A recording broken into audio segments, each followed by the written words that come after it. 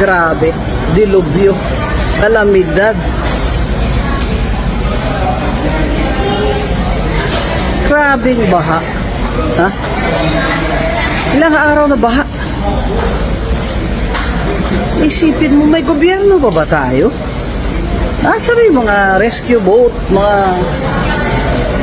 nakita ba kayong mga yan sa mga Marikina River, mga lifeboats? Wala akong nakita. Kaya, pagtatanong ka talaga, saan napunta ang bilyon-bilyon na funds para sa flood control? Bilyon hindi milyon Flood control, billions of funds. At parang ito yung baha na hindi ko narinig na may abiso, merong warning. Kasi nga yung weather bureau halos naputulan na ng dalawang paa, putulan pa ng dalawang kamay nung na-stop ni Duterte administration ang Project NOAA, diba? Kaya yan ang problema talaga kung iba yung priority. Ilang beses ba tayo binabagyo bawat taon? Siguro mahigit kumulang 12. Alam yan ng gobyerno natin. Ngayon, magkano sa ekonomiya ang cost ng bagyo na yan? At ang cost sa lives, di ba? Bakit taon-taon hindi prepared? Kasi kung saan naman nilalagay yung pera yung gobyerno. Ang dami kasi mga korap o para reclamation, lahat bibigay ng permit sa reclamation. Reclamation. Talagay nyo yung mga korap, walang kita dyan. Sa pahintulot lang, permiso, license na mag-reclamation sila. May datong sila dyan.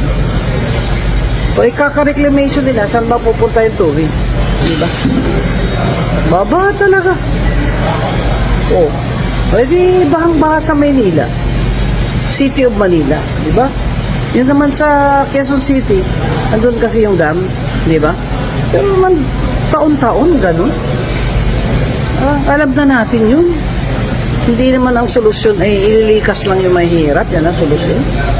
Taon-taon, ganun na lang. Abay, mag-isip-isip naman po kayo. At ang laki na sweldo nyo dyan.